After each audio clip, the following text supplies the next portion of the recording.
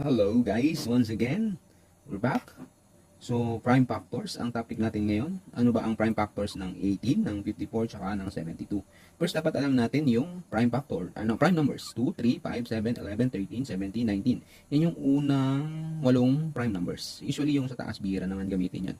Okay, so 18, let's start with 18. Ang gagawin lang natin is ipa-factor lang natin siya.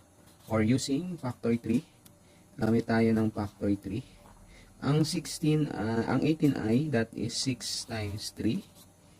Diba? Pwede din naman na 9 times 2. Okay, so 3. Prime factor na siya. Prime na siya, yung 3.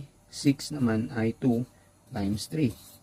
Kaya, dalawang 3, isang 2. And that is, so 2 times 3 times 3. So that is the prime factorization, prime